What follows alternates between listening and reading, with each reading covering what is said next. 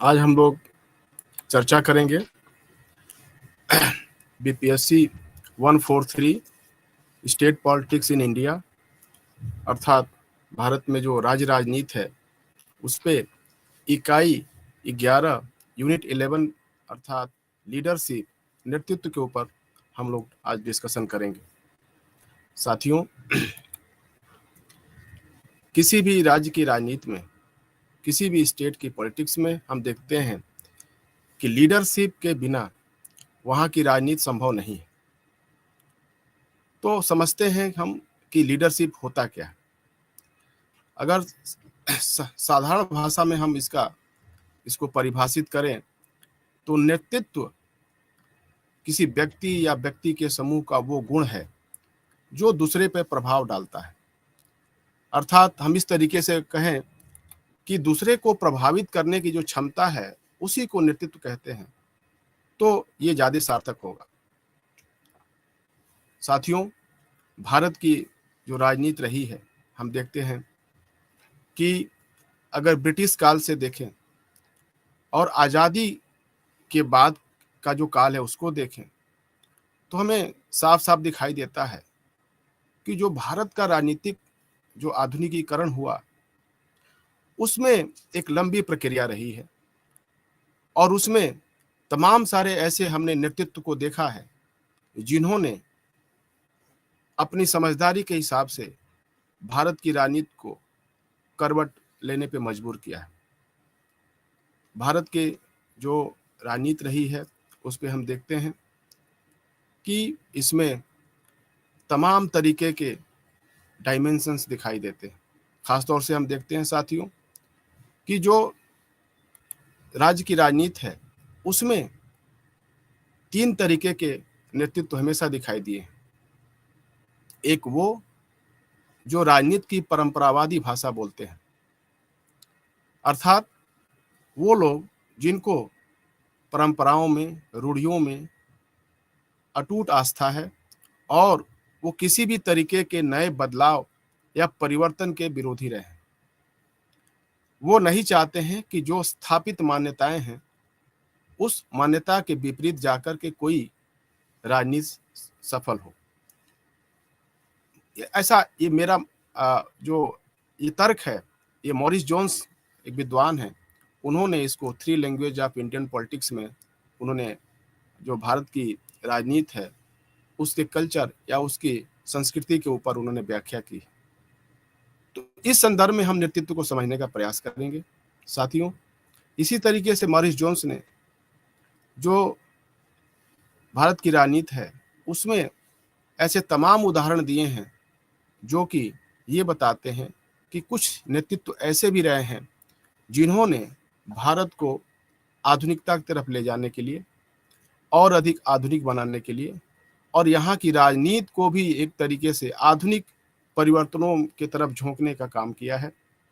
और ऐसा उदाहरण वो जवाहरलाल नेहरू को अपना आइडियल मानते हुए बताते हैं कि किस तरीके से जवाहरलाल नेहरू ने एक ज़माने में आज़ादी के पहले भी और आज़ादी के बाद जब वो प्रधानमंत्री रहे अपने 3 कार्यकाल में, उन्होंने एक ऐसी राजनीतिक संस्कृति की नींव डाली, एक ऐसा देश को नेतृत्व प्रदान किया जिसमें उन्होंने राजनीति के सेकुलराइजेशन की बात की, राजनीति के लौकिकरण की बात की, उन्होंने आधुनिक विचारों को समावेशित करने की बात की, उन्होंने वैज्ञानिक और तार्किक तथा नए जो मूल्य हैं उनको समावेशित करने की बात की। इसी तरीके से साथियों, हम देखते हैं कि जो भारत की राजनीति रही है और जो राज्यों की भी राजनीति रही है उसमें ऐसे तमाम सारे नेतृत्व करता रहे हैं, तमाम सारे लीडर रहे हैं। और उदाहरण के लिए आप महात्मा गांधी से लेकर के विनोबा भावे, आज़ादी के पहले और बाद में महात्मा गांधी और विनोबा भावे जैसे संत महात्मा भी रहे हैं जिन्होंने एक अलग ही राजनीति की तरफ इशारा किया जिसे मॉरिस जोन्स संतवादी राजनीति कहते हैं, सेंटली पॉलिटिक्स कहते हैं।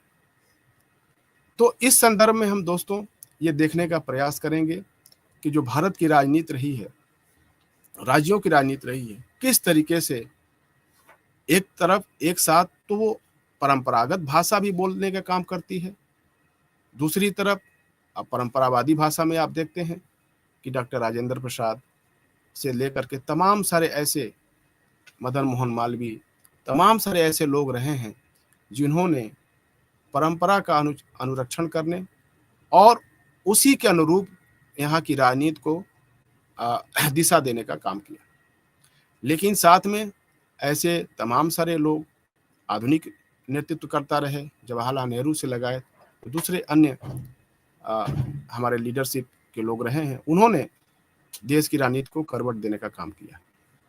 और इसी तरीके से चाहे वो विनोबा भावे जी हों, चाहे वो बाबा राघवदास जैसे लोग हों, उन्होंने एक नए तरीके से, संतवादी तरीके से, जो भारत की ऋषि मुनि परंपरा रही है, भारत की जो एक तरीके से संतवादी परंपरा रही है, जिसमें कि सिर्फ त्याग, बलिदान और सिर्फ समाज सेवा ही जिसमें निहित रही है, उसकी भाषा बोलने का काम करते रहे। साथियों, हम इस तरीके से मॉरिस जोन्स के हिसाब से भारत की जो राजनीति है, जो यहाँ का राजनीतिक जो संस्कृति रही है, उसको समझने का हम काम किए। हम आधुनिक एक विचारक प्रोफेसर रजनी कोठारी की बात को जरूर यहाँ पे मैं कोट करना चाहूँगा। वो जो इंडियन पॉलिटिक्स है, जो भारत की राजनीति है, उसको उन्होंने जेनुस लाइक मॉडल कहा है। जेनुस लाइक मॉडल का मतलब होता है कि किस तरीके से एक समुद्री जीव होता है जिसका नाम जेनुस है, उसकी दो आंखें उसके शरीर के पिछले हिस्से में होती हैं और उसकी दो आंखें सिर के हिस्से में, अगले हिस्से में होती है। यानी उसके पैर के तरफ दो आंखें होती हैं और उसके सिर में भी दो आंखें होती हैं। तो ऐसा प्रोफेसर रजनी कोठारी इसलिए कहते हैं कि जो भारत की राजनीति रही है वो जेनुस के जैसे होता है। जेनुस के जैसे बॉडी में चार आंखें हैं, दो आंखें आगे की तरफ देखती हैं और दो आंखें पीछे की तरफ। तो यहाँ की जो राजनीति रही है, एक साथ ये चांद पे भी पहुंचना चाहती है, ये अंतरिक्ष में भी एक तरफ से अपनी पहचान बनानी चाहती है, आधुनिक मूल्यों और वैज्ञानिक मूल्यों के साथ आगे बढ़ना चाहती है, साथ में वो अपनी जड़ों को देखने के चक्कर में वो पीछे की तरफ भी मुड़ना चाहती है। तो इसीलिए प्रोफेसर रजनी कोठारी जो भारत की राजनीति रही है उसमें जेनुस लाइक मॉडल का उल्लेख करते हैं। और साथियों, हम बता दें कि ऐसा हमारे राज्यों की राजनीति में दिखाई भी देता है कि किस तरीके के हमारे जो लीडर रहे हैं, जो नेतृत्व रहा है, जो लीडरशिप रही है, वो इस जेनुस लाइक मॉडल का सटीक उदाहरण पेश करते हैं। साथियों, हम आगे इस पे चर्चा करेंगे। हमें ये समझना चाहिए कि जो भारत का जो राजनीतिक जो परिवेश है, जो राज्यों का राजनीतिक परिवेश है, उसमें हमारी जो क्षमता कैसी रही है, हमारे राजनीतिक व्यवस्था में आधुनिकीकरण के जो पहचान है, समानता की क्या स्थिति रही है और विभिन्न लोगों को उसमें किस तरीके से भूमिका प्रोवाइड की जा रही है, दिया जा रहा है, और साथ में जो राजनीतिक प्रक्रिया है, उस राजनीतिक प्रक्रिया का किस तरीके से लौकिकीकरण या सेकुलराइजेशन हो रहा है। तो साथियों, एक तरीके से हम अगर भारत की राज्य की राजनीति की चर्चा करें, हम आगे भी चर्चा करेंगे कि राज्यों की राजनीति में किस तरीके से एक एलिट और मास कल्चर हमेशा से मौजूद रहा है। आप देखते हैं साथियों कि किसी जमाने में राजा और पुरोहित का बहुत ही महत्व था और धीरे धीरे जिस हिसाब से डेमोक्रेटाइजेशन प्रोसेस आगे बढ़ा, लोकतांत्रिक मूल्यों का समावेश होता गया और लोकतांत्रिक संविधान को अंगीकार किया गया, उस हिसाब से हम देखते हैं कि भारत में जो एलिट क्लास है उसमें भी परिवर्तन होता दिखाई दिया।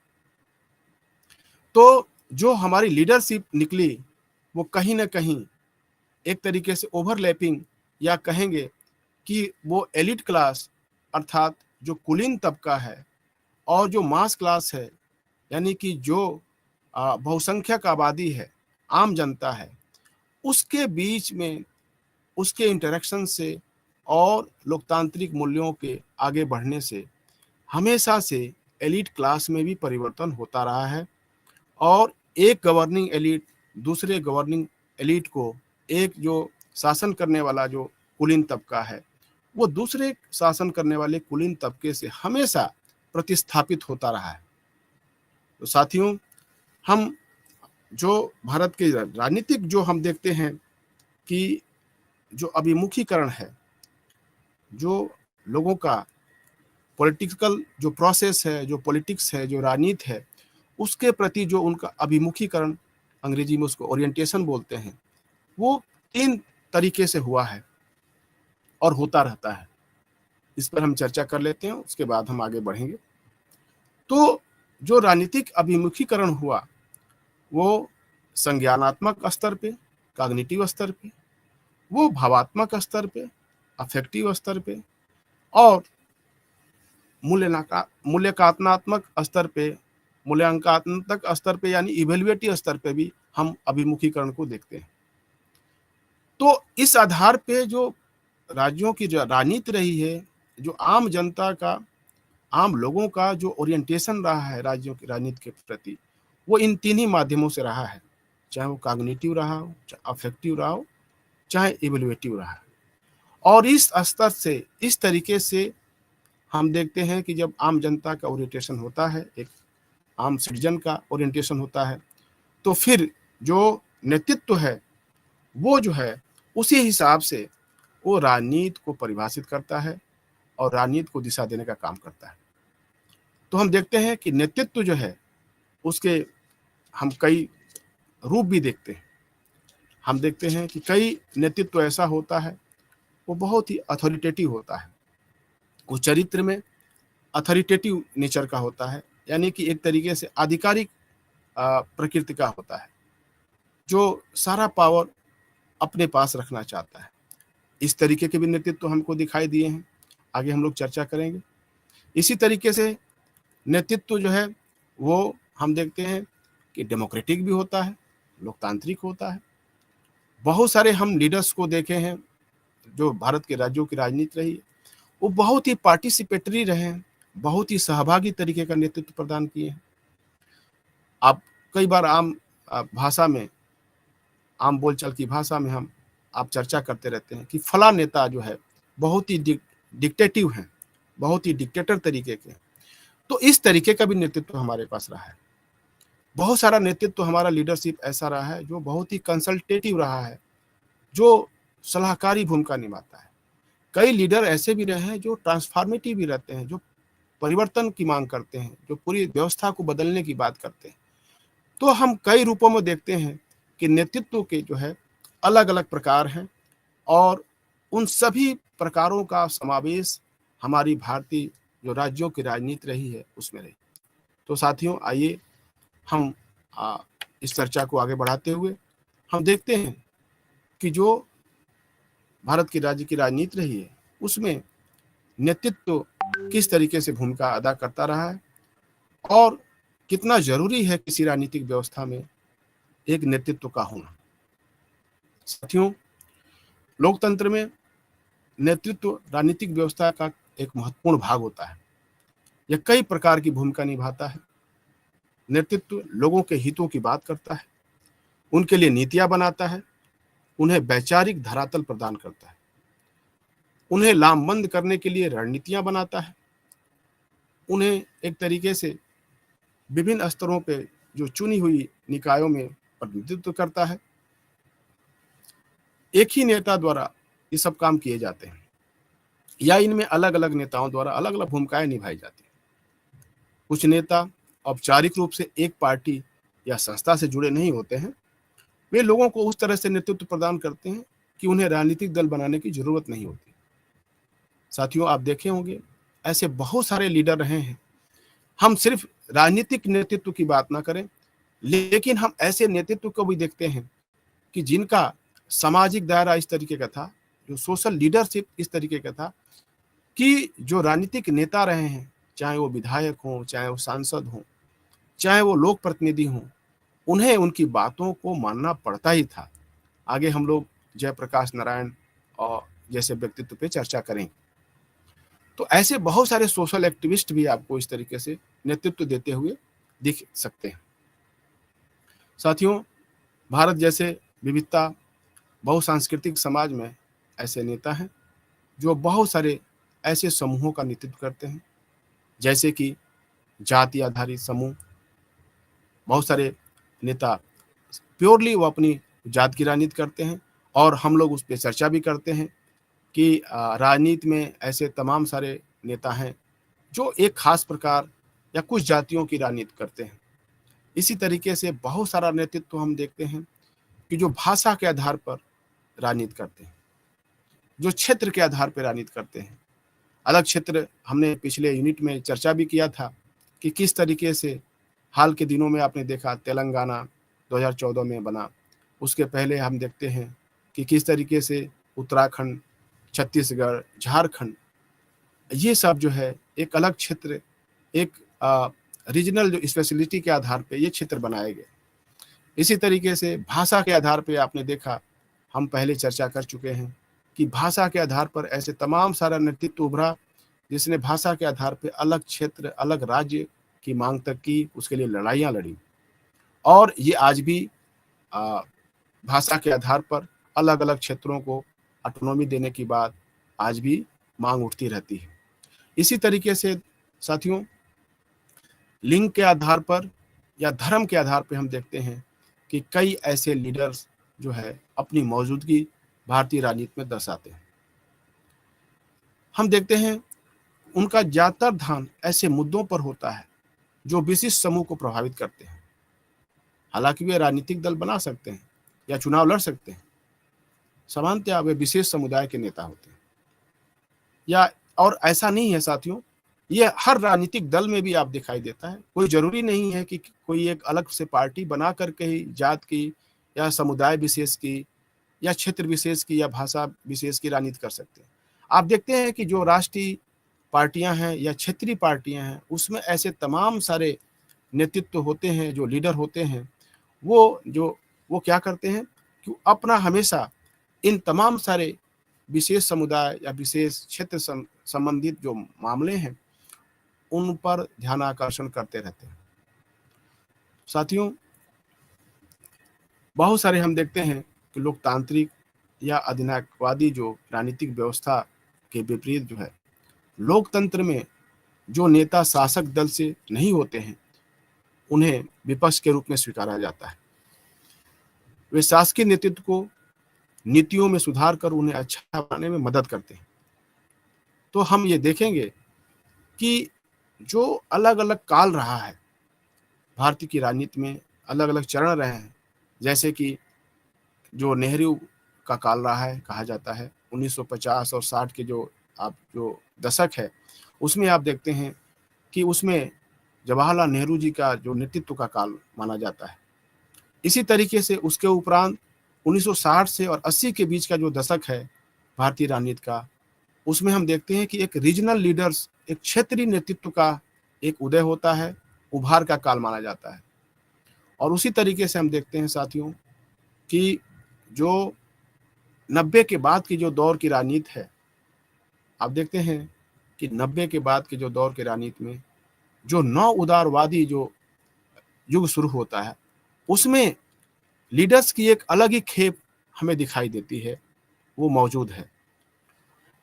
तो हम चर्चा करेंगे कि जो नेहरूवादी युग रहा है 1950 से और 1960 के दशक में, लगातार 3 टर्म तक आप देखेंगे कि जब नेहरू जी की मृत्यु होती है तब तक आप देखते हैं कि वो लगातार 3 टर्म तक वो प्रधानमंत्री देश के रहते हैं। और स्वतंत्रता के बाद के पहले 2 दशकों के दौरान भारत में विशेष रूप से नेहरूवादी युग ने आधुनिक भारत की नींव रखने में निर्णायक भूमिका निभाई थी। बड़ी संख्या में उस समय के नेता राष्ट्रीय आंदोलन की उपज थे और उन्होंने राजनीतिक आदर्शों और मूल्यों में योगदान दिया था। उन्होंने देश में सामाजिक और आर्थिक परिवर्तन लाने में निर्देशन का काम किया था। वे बुद्धिजीवी भी थे। उन्होंने लोकतांत्रिक मूल्यों पर अपनी पक्षधरता स्थापित की। सामाजिक, आर्थिक और राजनीतिक परिवर्तन के लिए वो योगदान करते रहे। साथियों, ऐसा इसलिए था कि उन्होंने देश को आज़ाद कराने में अपनी महत्वपूर्ण भूमिका निभाई थी। उनमें से बहुत सारे ऐसे नेता थे जो भारत के संविधान को आकार देने में भाग लिया था, खासकर से संविधान सभा की बहस के बीच में। इस संदर्भ में अगर आपको मौका मिले तो श्याम बेनेगल की जो संविधान सभा को लेकर के जो बहस है, उस पर डॉक्यूमेंट्री बनाए हैं, यूट्यूब पे मौजूद है, आप देख सकते हैं। तो ऐसे वास्तव में ऐसे नेता जो थे, वो राष्ट्रीय आंदोलन में जवाहरलाल नेहरू आप दिखाई देंगे। स्वतंत्रता के बाद की के जो अवधि है, वो स्वतंत्रता आंदोलन में भी थे और स्वतंत्रता के बाद का जो काल है, उसमें भी एक कड़ी के रूप में वो दिखाई देते हैं। खासतौर से जवाहरलाल नेहरू, भीमराव अंबेडकर, जयप्रकाश नारायण, श्यामा प्रसाद मुखर्जी, लाल बहादुर शास्त्री और ईएमएस नंबूदिरीपाद जैसे नेता का आप यहाँ पर जिक्र कर सकते हैं। इसी तरीके से राम मनोहर लोहिया और जयप्रकाश नारायण जैसे व्यक्तित्व शामिल थे, जिन्होंने आज़ादी के आंदोलन में भी भाग लिया और आज़ादी के बाद देश के निर्माण में, नवनिर्माण में, देश की जो नई व्यवस्था है उस किस तरीके की होगी, तो सिर्फ पक्ष में रहते हुए जो नेता ने काम किया, जवाहरलाल नेहरू की लीडरशिप में जो काम हुआ, वही काम नहीं है। विपक्ष के ऐसे बहुत सारे नेता थे जिन्होंने राष्ट्र के नवनिर्माण में अपना योगदान दिया था। तो राज्यों की जो राजनीति रही है, जो देश की राजनीति रही है, वो सिर्फ और सिर्फ सत्ता की राजनीति नहीं रही थी। नेहरू काल में हम देखते हैं कि विपक्ष ने भी बढ़ चढ़ करके नवनिर्माण में हिस्सा लिया और सरकार की बराबर आलोचना करना और सरकार की खामियों का उजागर करना और नए प्रस्ताव ला करके, नए सुझाव दे करके भी राजनीति की जाती है, और ये नेहरू काल में हमको दिखाई देता है।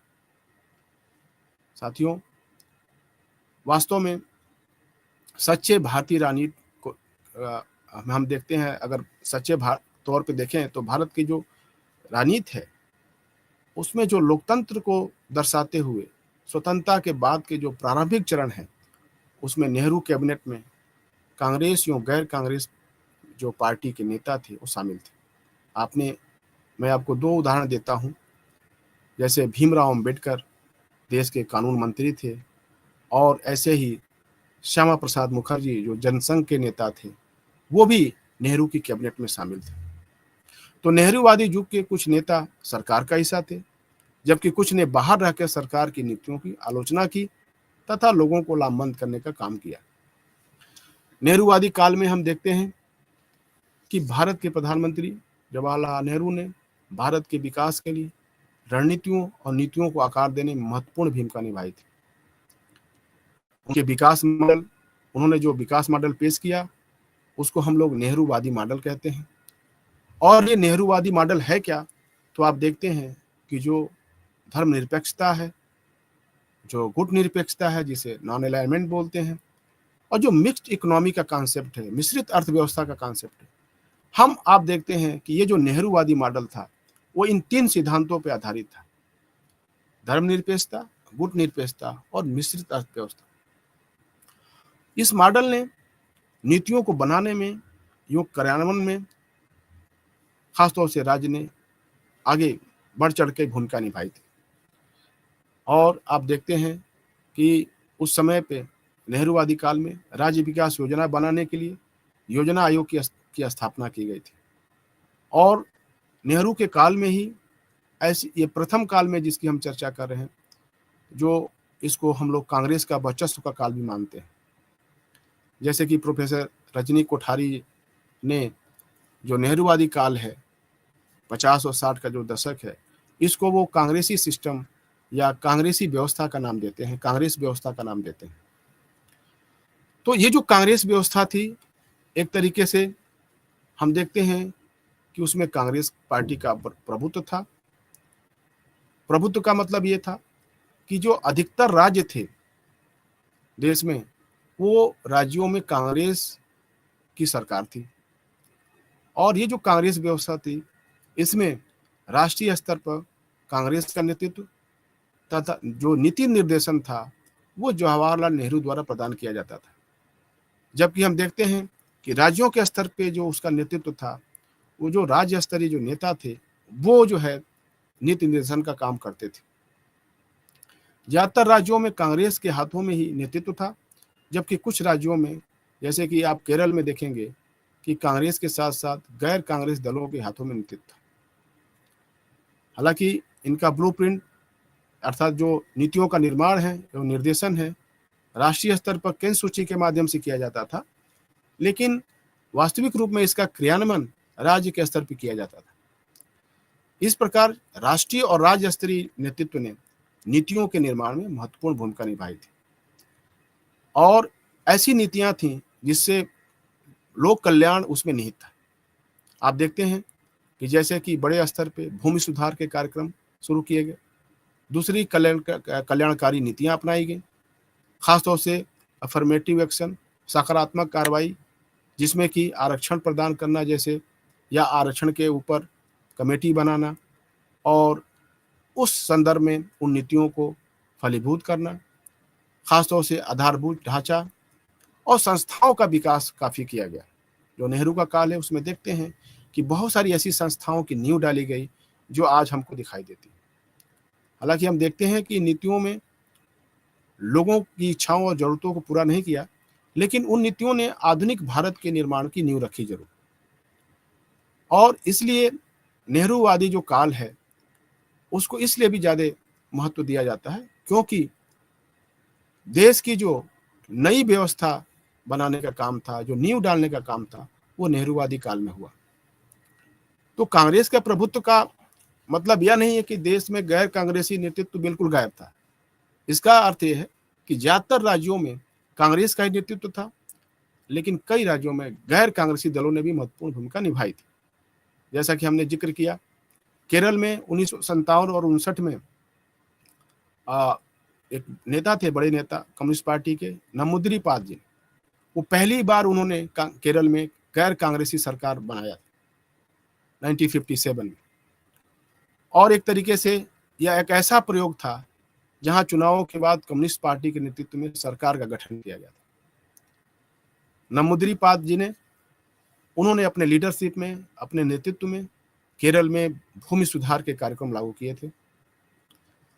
बहुत सारे जो समाजवादी पार्टी के नेता थे, जैसे प्रजा सोशलिस्ट पार्टी, संयुक्त सोशलिस्ट पार्टी जैसे नेता, उन्होंने कांग्रेस की नीतियों की खुलेआम आलोचना की और उन्होंने किसानों के लिए कल्याणकारी नीतियों की जरूरतों के महत्व को रेखांकित किया।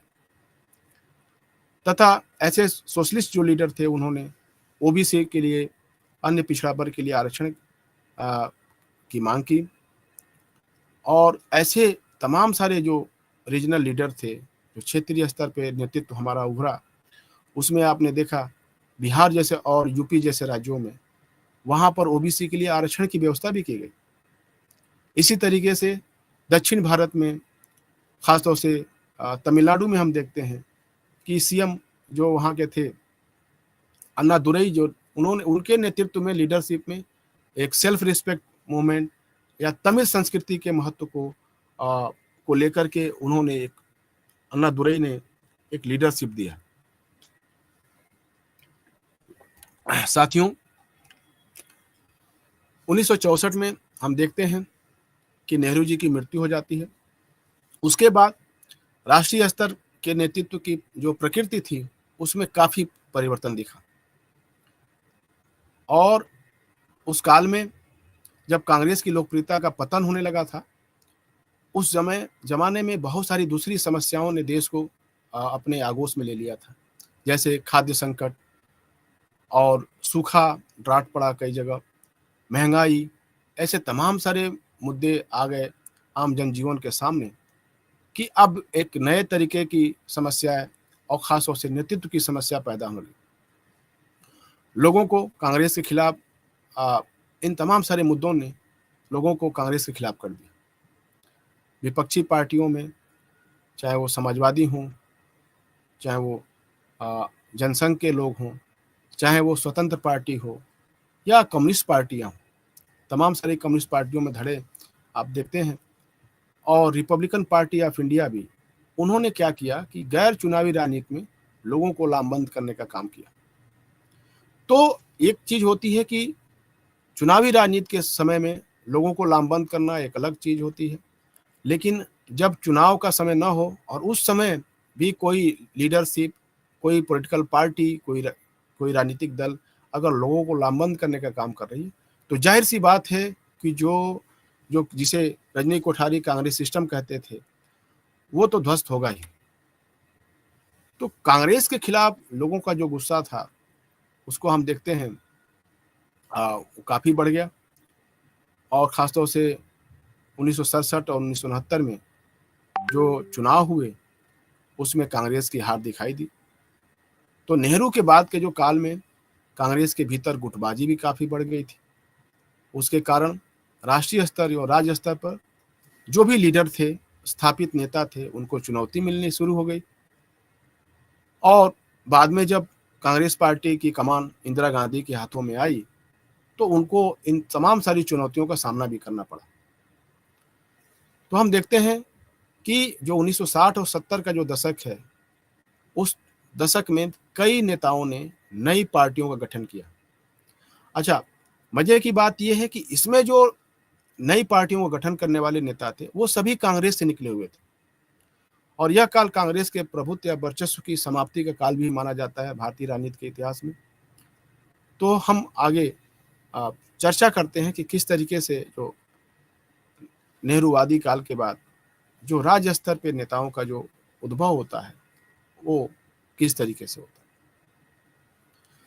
साथियों, 1967 और 1969 के आम चुनाव में जो कांग्रेस को खासतौर से पराजय मिली, उसके बाद कई राज्यों में भी उनको हार का सामना करना पड़ा और जो कांग्रेस व्यवस्था थी, वो समाप्त होने के कगार पे आ गई और इस तरीके से नए-नए नेतृत्व पनपने लगे और ऐसे लीडर थे जिनका अपना एक ऑरा था, अपना एक प्रभाव था भारतीय राजनीति में। तो कांग्रेस के भीतर मतभेद, गुटबाजी जो होने लगी, ऐसे बहुत सारे नेता थे जो इससे क्षुब्ध होकर के कांग्रेस से बाहर आ गए। उन्होंने अपने खुद की पार्टी बनाई और लोगों की इच्छाओं एवं आकांक्षाओं का प्रतिनिधित्व किया। जिन नेताओं का प्रभाव राज्य की राजनीति में बहुत ज़्यादा दिखाई दिया, उसमें हम आप कुछ उदाहरण के तौर पे देख सकते हैं कि उत्तर प्रदेश में ख़ास तौर से आप देखेंगे, उत्तर प्रदेश न कह कर के हम ये कहें कि जो उत्तर भारत है, ख़ास तौर से उत्तर प्रदेश, हरियाणा, बिहार जैसे जो राज्य हैं, इस पूरे इन राज्यों में उत्तर भारत में चौधरी चरण सिंह जैसे नेता का प्रादुर्भाव हम देखते हैं। हरियाणा जैसे राज्य में हम देखते हैं ऐसे ही नेता थे देवीलाल और उनका प्रभाव वहाँ पे प्रभावशाली नेता के तौर पे उभरे वो। इसी तरीके से उड़ीसा जैसे पूर्वी राज्य में हम देखते हैं कि वहाँ पर बिजू पटनायक जैसे नेतृत्व का उभार होता है। इसी तरीके से पश्चिम बंगाल में हम देखते हैं कि ज्योति बसु का जैसे साम्यवादी नेता का हमें प्रभाव बढ़ना शुरू हो गया। साउथ में आप देखते हैं कि तमिलनाडु में खासतौर से करुणानिधि और एमजी रामचंद्रन जैसे नेता का जो है वहाँ प्रभाव काफ़ी बढ़ गया। तो ये इन जिन नेताओं का हमने चर्चा किया, इसमें से बहुत सारे ऐसे नेता थे जो राष्ट्रीय राजनीति को भी काफ़ी प्रभावित करते थे और उन्हें अपने राज्य से इसका काफ़ी समर्थन भी हासिल था, अपने लोगों से काफ़ी इनको समर्थन भी मिलता था और ये सिलसिला जो है लगभग 2 दशकों तक 1970 से लेकर 1980 का जो दशक है, आप देखते हैं वो चलता रहा। हालांकि इसमें से बहुत सारे ऐसे नेता थे जो 1970 के पहले की राजनीति में सक्रिय थे या विपक्ष के तौर पे या सत्ता पक्ष के नेता के तौर पे थे और वो उन्होंने मुख्यमंत्री की पद भी धारण किया और उन्होंने काफ़ी क्षेत्रीय राजनीति में और क्षेत्र के साथ साथ स्थानीय स्तर से लेकर के राष्ट्रीय राजनीति में भी उन्होंने कुछ क्रांतिकारी कदम उठाए। बिहार में आप देख सकते हैं, बिहार में कर्पूरी ठाकुर जैसे नेतृत्व का उद्भव हुआ। आंध्र प्रदेश में ऐसे ही एनटी रामाराव, कर्नाटक में जो देवराज उर्स थे, ऐसे तमाम सारे नेता हैं जो हम देखते हैं कि जो क्षेत्रीय नेतृत्व है उसमें उन्होंने अपनी पहचान कायम की। ऐसे बहुत सारे ऐसे नेता थे उस जमाने में कि जो दलितों, जो वंचित तबका है समाज का या जो समाज का कमजोर तबका है, उसका एक तरीके से वैचारिक मार्गदर्शन का काम करते हैं। और ऐसे उन्होंने अपनी छाप भी छोड़ी इस तरीके की, कि जो वंचित तबके की राजनीति की हो। तो हम देखते हैं खासतौर से इस जमाने में जो नए सामाजिक समूह उभर करके आए, जो किसान और पिछड़ा वर्ग की राजनीति शुरू हुई, खासतौर से जो भूमि सुधार और हरित क्रांति जो शुरुआत हुई, जो दूसरा चरण है, उसमें एक नए सामाजिक समूह का उद्भव होता है। एक विद्वान है कंचन चंद्रा, जिन्होंने ये कहा है कि जिन नेताओं ने अपनी मूल पार्टी को छोड़कर नई पार्टी बनाई, उनको मूल पार्टी में प्रतिनिधित्व रुकावट का सामना करना पड़ रहा था। तो ये जो रीजनल जो लीडरशिप है, जो क्षेत्रीय राजनीति है में जो लोकल नेता जिनका उभार क्षेत्रीय स्तर पे हुआ राष्ट्र की राजनीति में, राज्य की, देश की राजनीति में, तो हम देखते हैं कि वो अलग से पार्टी बनाना और अलग से उन्होंने रीजनल स्तर पे लीडरशिप का जो उभार दिखता है। तो कंचन चंद्रा ये कहती हैं कि कहीं ना कहीं जो मूल पार्टी थी, अर्थात हम कांग्रेस पार्टी का देखते हैं, उसमें कहीं ना कहीं उनका जो रिप्रेजेंटेशन था, वो कहीं ना कहीं ठीक से उनका रिप्रेजेंटेशन नहीं हो पा रहा था। हम चौधरी चरण सिंह को देखते हैं कि उन्होंने उत्तर भारत के जो कृषक समुदाय है, जैसे हमने कहा उत्तर प्रदेश, बिहार और हरियाणा जैसे राज्यों में, और देश के अन्य हिस्सों में भी खासतौर से जो किसान समुदाय है और जो पिछड़ा वर्ग के जो समुदाय है, उसको चौधरी चरण सिंह ने अपना लीडरशिप दिया, नेतृत्व प्रदान किया। उन्होंने राष्ट्रीय आंदोलन में भाग लिया था और 1969 तक वो कांग्रेस में थे। वो 2 बार उत्तर प्रदेश के मुख्यमंत्री भी बने थे।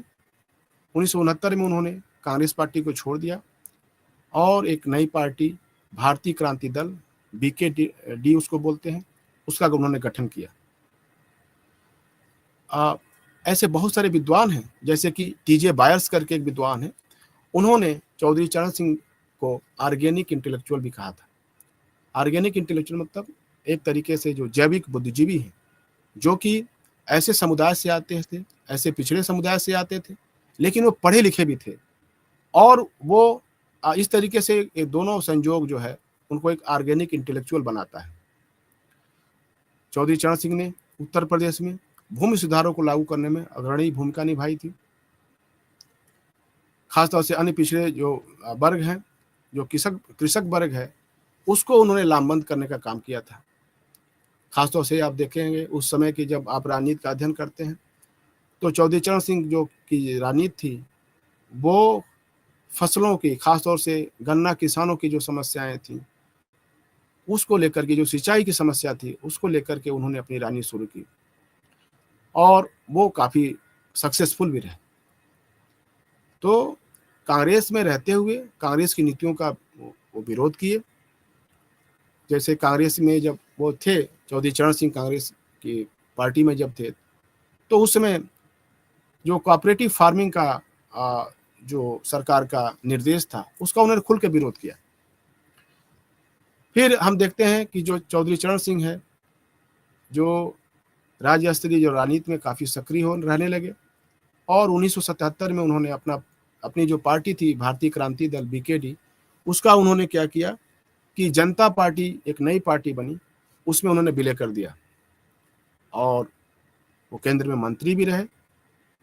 और कुछ समय के लिए आप देखते हैं कि वो 28 जुलाई 1979 से लेकर के 14 जनवरी 1980 तक वो भारत के प्रधानमंत्री भी बने।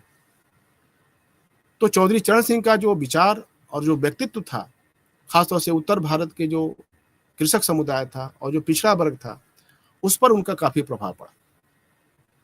इसी तरीके से जयप्रकाश नारायण, जो बिहार की धरती के थे, उनको हम सब लोग JP के नाम से जानते हैं, एक समाजवादी नेता थे और उन्होंने राष्ट्रीय आंदोलन में बढ़ चढ़ के भाग लिया था। खास तौर से जो स्वतंत्रता के बाद का काल है, उन्होंने सत्ता के खिलाफ लोगों को लामबंद करने का काम किया। जब इंदिरा गांधी की सरकार ने इमरजेंसी लगाया 1975 में, तो आपातकाल के विरुद्ध उन्होंने लोगों को एकजुट करने में महत्वपूर्ण भूमिका निभाई थी और उस आंदोलन को हम लोग आज भी जेपी आंदोलन के नाम से जानते हैं।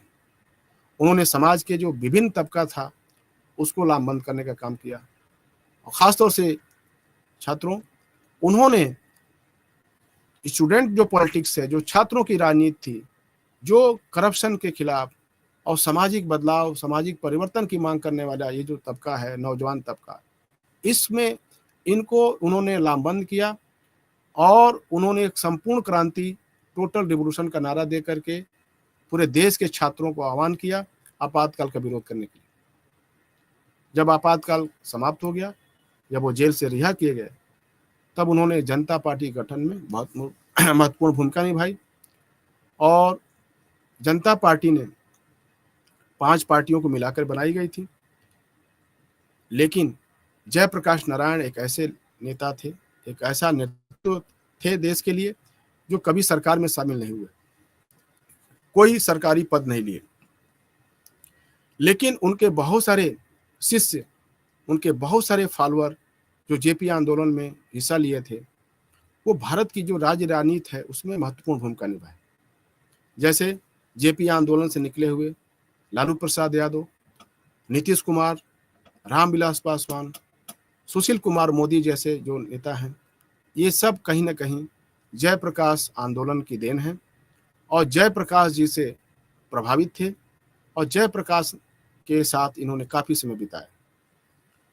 हम देखते हैं कि इसमें से 2 नेता तो जैसे लालू प्रसाद यादव और नीतीश कुमार तो बिहार के मुख्यमंत्री भी बने हैं, और जो सुशील मोदी हैं वो विपक्ष के और नेता की राजनीति भी की है, और अभी तो वर्तमान में बिहार में भारतीय जनता पार्टी और जदयू की जो अलायंस है उसमें एक महत्वपूर्ण नेता है। इसी तरीके से स्वर्गीय रामविलास पासवान आप देखें कि लंबे समय तक जो वंचित तबके की राजनीति है वो करते रहे, और उनकी एक नाम की बड़ी शोहरत रही। साथियों, इसी तरीके से हम देखते हैं कि एन.टी. रामाराव जो तेलुगु फिल्म उद्योग के एक बड़े अभिनेता थे, उन्होंने 1982 में तेलुगु देशम पार्टी का गठन किया था। वो जो अविभाजित जो आंध्र प्रदेश था उसके वो मुख्यमंत्री थे। तेलंगाना तो अभी आप देखते हैं 2014 में अलग हुआ। वास्तव में वे आंध्र प्रदेश के प्रथम गैर कांग्रेसी मुख्यमंत्री थे, एन.टी. रामाराव। उन्होंने आंध्र प्रदेश के विभिन्न वर्गों को, खासतौर से जो तेलुगु गौरव है उसको दिलाने में वो बड़ी भूमिका निभाई। तेलुगु भाषा में उसको तेलुगु बड्डा भी बोलते हैं, या इसको तेलुगु गौरव दिलाने की बात की। वो जो तेलुगु जात की जो सम्मान की बात है उसको लेकर के वो राजनीति किए, और इस तेलुगु जात के जो सम्मान को लेकर के वो सवाल पे लोगों को लामबंद करने का काम किया। एन.टी. रामाराव ने ये शिकायत की थी कि कांग्रेस की जो केंद्र सरकार ने है वो आंध्र प्रदेश के नेताओं के साथ सम्मानजनक व्यवहार नहीं कर रही थी। उन्होंने वादा किया कि तेलुगु देशम पार्टी की सरकार बनाकर वे जो तेलुगु गौरव है उसको स्थापित करने का काम करेंगे। एन.टी. रामाराव ने राज्य में लोक लुभाऊ नीतियां और पिछड़े वर्गों के लिए चावल या कपड़े, गरीबों या पिछड़ों के लिए मकानों का निर्माण तथा किसानों के लिए निःशुल्क बिजली जैसी योजना वो लागू किए थे। उनकी मृत्यु के बाद कुछ समय के लिए चंद्रबाबू नायडू उनके रिलेटिव थे, उन्होंने प्रदेश को लीडरशिप दिया, और वे आंध्र प्रदेश के मुख्यमंत्री भी बने और केंद्र में भी मंत्री बने। जैसे आप देखते हैं कि हैदराबाद के आसपास जो साइबराबाद बसा है वो हैदराबाद के डेवलपमेंट में इनका काफ़ी नाम है। इसी तरीके से हम देखते हैं साथियों कि जो कर्पूरी ठाकुर का काल है, खासतौर से जो हिंदी भाषी क्षेत्र है उसमें कर्पूरी ठाकुर जी, अभी इनको भारत की सरकार ने भारत रत्न प्रदान किया है, एक बड़े नेता थे। उन्होंने भारतीय राष्ट्रीय आंदोलन में भाग लिया था, विधान सभा के सदस्य भी थे, समाजवादी नेता थे, और बिहार के मुख्यमंत्री के तौर पर उन्होंने पिछड़े वर्गों के लिए आरक्षण की शुरुआत की थी। और बिहार में जो पिछड़े वर्गों के लिए उन्होंने आरक्षण की नीति को लागू किया उसको कर्पूरी ठाकुर फार्मूला भी कहा जाता है, कर्पूरी ठाकुर सूत्र भी कहा जाता है। और ये जो कर्पूरी ठाकुर जो फार्मूला था उसमें उन्होंने क्या किया था कि जो ओबीसी के लिए आरक्षित कोटे को उन्होंने क्या कर दिया, सब डिवीजन कर दिया, उप विभाजित कर दिया। और उसमें उन्होंने अत्यंत पिछड़ा वर्ग, अति पिछड़ा वर्ग और अन्य समूहों में उसको डिवाइड कर दिया था। कर्पूरी ठाकुर फार्मूले की हमेशा आरक्षण की नीति में आप देखते हैं चर्चा होती रहती है, और उनकी मृत्यु के पश्चात लालू प्रसाद यादव और नीतीश कुमार ने पिछड़े वर्गों के नेता के तौर पे हम देखते हैं कि वो उभरे हैं। और 1980 के दशक में ऐसा ही एक असम में भी हम देखते हैं कि नेतृत्व का उदय हुआ, और वो जो असम में नेतृत्व का उदय हुआ वो भी कहीं ना कहीं छात्र आंदोलन से ही उभरा था। जो खासतौर से जो 6 साल का काल है 1979 से लेकर 1985 का, उसमें जो असम में विदेश विरोधी आंदोलन का नेतृत्व जो है all India Assam student union ने किया था, शॉर्ट फॉर्म में उसको आसू बोलते हैं। और आंदोलन की समाप्ति के बाद जिन छात्रों ने विदेश विरोधी आंदोलन की स्थापना की, उन्होंने क्षेत्रीय पार्टी असम गण परिषद की स्थापना की, और आसू के जो मुख्य नेता थे वो प्रफुल्ल कुमार महंत। आप देखे हैं कि प्रफुल्ल कुमार महंत 2 बार असम के मुख्यमंत्री बन गए थे। और उसी दौरान जो छात्र राजनीति के जो दूसरे नेता थे, जैसे कि सर्बानंद सोनोवाल और हेमंत बिस्व शर्मा जी, जो आज भी मुख्यमंत्री हैं असम के, ये भी उस आंदोलन की उपज थे। और हम देखते हैं कि सर्बानंद सोनोवाल भी मुख्यमंत्री रहे, केंद्र में मंत्री, और अभी हेमंत बिस्व शर्मा वहाँ के मुख्यमंत्री हैं। तो हम देखते हैं साथियों कि असम का जो नेतृत्व रहा है पूर्वोत्तर भारत में, वो एक खास तरीके के पैटर्न का प्रतिनिधित्व करता है। और पूर्वोत्तर भारत के लगभग सभी राज्यों में कई नेताओं ने छात्र राजनीति में शुरुआत की थी। साथियों 1990 का दशक है, उस दशक में हम देखते हैं कि जो लीडरशिप डेवलप हुई, जो नेतृत्व उभरा, उसकी खासी विशेषताएं हैं। 1990 के दशक से नेतृत्व की जो विशेषताओं को हम तभी समझ सकते हैं जब हम इस काल के राजनीतिक और सामाजिक संदर्भ को समझने की कोशिश करें। 1991 से हम देखते हैं कि जो नेतृत्व का संदर्भ है वो बदल गया था। प्रधानमंत्री नरसिम्हा राव ने वित्त मंत्री मनमोहन सिंह के साथ सुधारों को लागू किया। आप सब जानते हैं उदारवादी जो सुधार हुए, एलपीजी जिसे बोला जाता है, लिबरलाइजेशन, प्राइवेटाइजेशन और ग्लोबलाइजेशन। और ऐसे में इन सुधारों ने बाजार को निर्णायक भूमिका निभाने का अवसर प्रदान किया। बाजार राज्य के साथ देश के विकास के संदर्भ में वो भूमिका तय करने लगा। बाद में हम देखते हैं इस काल में मनमोहन सिंह देश के प्रधानमंत्री बने और 2 लगातार कार्यकाल पूरा किए। ये जो 90 के बाद का जो नव उदारवादी काल है साथियों, इस काल में हम देखते हैं कि एक पहचान की राजनीति की भूमिका बढ़ गई, आइडेंटिटी पॉलिटिक्स जिसे हम लोग अंग्रेजी में बोलते हैं। और खासतौर से जो दलित पहचान है, ओबीसी पहचान है, धर्म और जो जेंडर के आधार पर जो पहचान है, इन पहचान की राजनीति की हम देखते हैं कि महत्ता इस काल में बढ़ गई। और ये जो परिवर्तन हमें दिख रहा है, इन परिवर्तनों ने नेतृत्व की जो प्रकृति को भी प्रभावित किया। जो ये नौ उदारवादी काल है, इसकी विशेषता जो रही है, इसमें हम देखते हैं कि जो दलित राजनीति है उसकी एक नई पीढ़ी सामने आई, जो ओबीसी नेतृत्व की एक नई पीढ़ी सामने आई। ऐसे ही जो महिला नेतृत्व है उनका भी एक निर्णायक भूमिका हमको भारतीय राज्यों की राजनीति में दिखाई देती है। और केंद्र की राजनीति में भी आप देखते हैं कि महिलाओं की जो भूमिका है वो बढ़ी। तो और इसके साथ हम देखते हैं बहुत सारे धार्मिक और सांस्कृतिक जो राष्ट्रवाद पे आधारित जो है नेतृत्व की हमें झलक दिखाई देती है। साथियों तमाम सारे मतभेदों के बावजूद जो दलित और पिछड़ा नेतृत्व उभरा, उनमें उस नेतृत्व में सामाजिक न्याय और कल्याण के मामलों में एक समानता दिखाई देती है। तो ये जो दलित और पिछड़े जो नेतृत्व उभरा है उसमें हम देखते हैं कि वे उन बुद्धिजीवियों से प्रेरित हुए जिन्होंने कमजोर वर्गों के हितों के लिए हमेशा संघर्ष किया। आपने देखा कि डॉक्टर भीमराव अंबेडकर और राम मनोहर लोहिया और चौधरी चरण सिंह जैसे जो विचारक हुए, जो लीडर हुए, इनके व्यक्तित्व का दलित और ओबीसी के नेतृत्व पे बहुत गहरा प्रभाव पड़ा। हम देखते हैं साथियों, अंबेडकर से प्रभावित होकर के कांसीराम जी ने बहुजन समाज पार्टी का गठन किया तथा मायावती जी एक बार नहीं उत्तर प्रदेश की 4 बार मुख्यमंत्री बनी। अपने प्रारंभिक वर्षों में हम देखते हैं कि बिहार के मुख्यमंत्री के तौर पर लालू प्रसाद यादव ने विकास के ऊपर निम्न जातियों के आत्मसम्मान को अधिक प्राथमिकता दी। इसी तरीके से नीतीश कुमार ने अपने मुख्यमंत्री काल में बालिका शिक्षा को अपनी प्राथमिकताओं में सबसे ऊपर रखा। नीतीश कुमार जी ने लड़कियों के लिए साइकिल योजना के तहत लड़कियों को साइकिल प्रदान किया ताकि वे अपने स्कूल पर समय से स्कूल पर पहुंच सके। साथियों, 1990 के दशक से सांस्कृतिक राष्ट्रवाद के जो सिद्धांत थे, खासतौर से वो हिंदू प्रतीकों पर आधारित थे।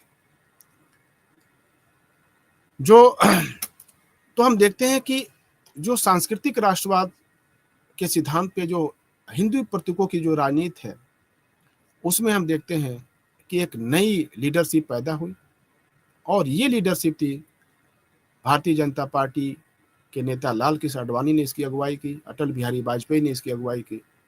अटल जी बिहारी वाजपेयी जी तो 6 साल देश के प्रधानमंत्री भी थे और अब उस परंपरा को का निर्वहन ऐसा कहा जाता है कि नरेंद्र मोदी जी कर रहे हैं, जो 2014 से लगातार देश के प्रधानमंत्री दूसरे टर्म हैं और अभी केंद्र का चुनाव अभी आने वाले 2-3 महीनों में संपन्न होने वाला है। तो हम चाहे लाल कृष्ण आडवाणी हो, चाहे अटल बिहारी वाजपेयी हो या नरेंद्र मोदी जी हो, ये ऐसे कुछ उदाहरण हैं जो भारत में जो महत्वपूर्ण नेतृत्व है उन्होंने नेतृत्व प्रदान किया है। ऐसे ही उत्तर प्रदेश में आप देखते हैं, चाहे वो कल्याण सिंह हो, चाहे वो हरियाणा में अभी 2 दिन पहले तक मनोहर लाल खट्टर जी मुख्यमंत्री थे, वो राज्यों के को नेतृत्व प्रदान करने का काम किया। और आप देखिए कि नरेंद्र मोदी जी 2014 के पहले वो लगातार 2001 से लेकर के 2014 तक वो गुजरात के मुख्यमंत्री के तौर पे एक राज्य राजनीति में अपने को स्थापित कर चुके थे। तो ऐसे में स्वतंत्रता के बाद का जो काल है, ऐसे तमाम सारे उदाहरण हैं जहां पर राष्ट्रीय स्तर पर, एक राज्य स्तर पर ऐसे तमाम सारे नेता हैं, जो राजनीतिक दल हैं, उनके मुखिया हैं, संसद सदस्य हैं, विधानसभा सदस्य हैं, ऐसे प्रधानमंत्री भी रहे हैं, मंत्री भी रहे हैं, सब किसी न किसी परिवार से संबंध रखते हैं। इसका मतलब यह है कि इन नेताओं के परिवार के सदस्य या किसी न किसी संस्था के प्रमुख पद पर आसीन रहे। किसी नेता की राजनीति होती है, वो पारिवारिक पृष्ठभूमि को वो अक्सर वंशवादी राजनीति से जोड़ा जाता है। कुछ समकालीन नेता जो किसी न किसी पद पर हैं, वो ऐसे परिवारों की दूसरी या तीसरी या चौथी पीढ़ी से आते हैं, जिनकी एक अपनी राजनीतिक पृष्ठभूमि है। और इस प्रकार के नेताओं की जो पहली पीढ़ी थी, वो स्वतंत्रता के आंदोलन में भाग ली थी और कुछ नेता तो उसके बाद की राजनीति में प्रवेश किए। तो भारत में जो राज्य की राजनीति है, हम देखते हैं कि एक तरीके से वो वंशवादी जो राजनीति है उससे भी प्रभावित है। तो न सिर्फ दूसरी, तीसरी और चौथी पीढ़ी भी भारत की राजनीति की हम देखते हैं कि राजनीति में शामिल है और इसी को हम लोग डेमोक्रेटिक डायनेस्टीज बोलते हैं। अर्थात जो लोकतांत्रिक जो वंशवाद है, लोकतंत्र में जो वंशवाद है, उसकी जो अवधारणा है, वो इसी संदर्भ में इसकी चर्चा की जाती है। तो हम देखते हैं साथियों कि जो भारत की राजनीति रही है, इन राजनीतिक दलों की अपनी एक कमजोरियां हैं और उसमें जो वंशवादी राजनीति है वो भी एक कमजोरी के तौर पर है। लेकिन लोकतंत्र है और लोकतंत्र में बहुमत का सम्मान होता है और ये तो जनता तय करती है कि कौन सा वंशवाद है और कौन सा वंशवाद फलदायी है और कौन सा वंशवाद जो है लोकतंत्र के लिए फलदायी नहीं। खैर, लेकिन हम तमाम सारे विचारक, लेखक और चिंतक जो है डेमोक्रेटिक जो डायनेस्टीज है उसको लेकर के वो हमेशा क्रिटिक करते रहते हैं। तो एक बड़ी महत्वपूर्ण भूमिका रही है भारत की राज्यों की राजनीति में, वो है राजनीतिक दलों का निर्माण और उन राजनीतिक दलों को चलाने वाले लोग जो कि कहीं ना कहीं वंशवादी परंपरा से आते हैं। साथियों, इसी तरीके से हम देखते हैं कि भारत में जो महिलाओं का नेतृत्व रहा है वो जो है भारत के राज्यों की राजनीति में वो काफ़ी महत्वपूर्ण रहा है।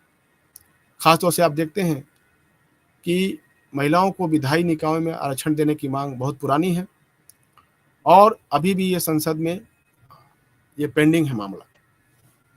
लेकिन पंचायती राज संस्थाओं में उन्हें 33% आरक्षण का प्रावधान किया गया है और इसने महिलाओं का स्थानीय निकायों में प्रतिनिधित्व को सुनिश्चित किया है। हालांकि इन निकायों में महिलाओं को जो है पितृसत्ता से चुनौती मिलती रहती है, फिर भी उनकी भागीदारी के कारण उन्हें अपने अधिकारों के प्रति सजग और आत्मसम्मान बढ़ा है, उनका आत्मविश्वास बढ़ा है। आज़ादी के बाद में हम देखते हैं कि महिलाओं ने राज्य स्तर पर नेतृत्व प्रदान किया है। कई राज्यों में वे मुख्यमंत्री भी बनी हैं, जैसे कि हमने आप उत्तर प्रदेश का एग्जाम्पल लीजिए तो सुचिता कृपलानी, गुजरात में आप देखिए आनंदीबेन पटेल, असम में अनवरा तैमूर, जम्मू कश्मीर में महबूबा मुफ्ती और उत्तर प्रदेश में बाद में फिर आप देखते हैं कि मायावती, तमिलनाडु में जयललिता, पश्चिम बंगाल में ममता बनर्जी और बिहार में राबड़ी देवी जैसे महिलाओं ने काफी भारतीय राज्य की राजनीति को प्रभावित किया। खासतौर से आप देखें तो मायावती और ममता बनर्जी और जयललिता तो एक स्टेब्लिश लीडर भी रहे और खासतौर से उन्होंने किसी न किसी खास विचारधारा को प्रतिनिधित्व किया है। ममता बनर्जी को आप देखते हैं कि वो 35 साल से स्थापित जो साम्यवादी राजनीति थी पश्चिम बंगाल की, उन्होंने उसको उखाड़ फेंका और लगातार वो मुख्यमंत्री वहाँ की बनी हुई है। इसी तरीके से साथियों, जो भारत की जो राजनीति रही है, जो खासतौर से महिलाओं की राजनीति रही है, वो न सिर्फ वो वंशवादी राजनीति का आप के तौर पे आप देख सकते हैं, बल्कि एक विचारधारा के स्तर पे और वो खुद के मेहनत से ऐसी तमाम सारी महिलाओं ने अपने स्थान राजनीति में हासिल किया है।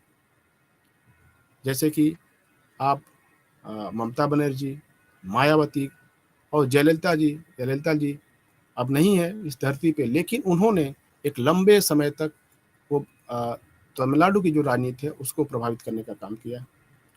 तो कहीं ना कहीं मायावती जैसे कि उन्होंने अम्बेडकरवाद जो ग्राम योजना चलाई उसकी काफ़ी प्रशंसा मिली, उनकी जो कल्याणकारी नीतियां थी उनकी काफ़ी प्रशंसा हुई।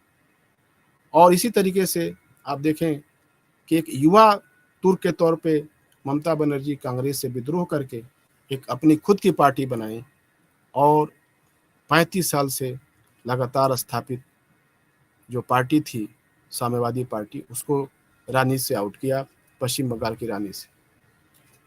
साथियों, लोकतांत्रिक राजनीतिक जो व्यवस्था है उसमें नेतृत्व या लीडरशिप एक महत्वपूर्ण पहलू है। नेतृत्व ने आधुनिक भारत के निर्माण में महत्वपूर्ण भूमिका निभाई है। नेतृत्व विभिन्न प्रकार की भूमिका में काम करता है, जैसे कि मुख्यमंत्री, विपक्ष के नेता, राजनीतिक दलों के नेता तथा गैर राजनीतिक दलों के नेता भी। जैसा कि हमने तमाम सारे ऐसे जो गैर राजनीतिक दलों के नेता थे जो समाज कार्यों के द्वारा, जो लोकहित कार्यों के द्वारा अपनी वो पहचान स्थापित कर चुके हैं। स्वतंत्रता के बाद में भारत में नेतृत्व को हम देखें कि 3 चरणों में देख सकते हैं। नेहरूवादी चरण, उसके बाद से हमने देखा कि कांग्रेस व्यवस्था का पतन वाला चरण और फिर 1990 का जो एक काल है इसमें हम लोग नव उदारवादी काल बोलते हैं। इस तरीके से हमने भारत की राजनीति को समझने का प्रयास किया। जो नेहरूवादी काल था उसने कहीं ना कहीं लोगों को पूरा नहीं किया और इस संदर्भ में कांग्रेस जो गैर कांग्रेस नेता थे उन्होंने लोगों को समस्याओं के प्रति लामबंद किया और इस काल में कांग्रेस के भीतर जो गुटबाजी देखी गई थी उसी के बाद से हम देखते हैं कि तमाम जो क्षेत्रीय राजनीतिक नेतृत्व है वो उभर के सामने आता है, जिसमें कि तमाम सारे लीडर कांग्रेस के नेता रहे और तमाम सारे लीडर गैर कांग्रेस के नेता रहे। तो आज के लिए बस इतना ही साथियों, नमस्कार, जय हिंद।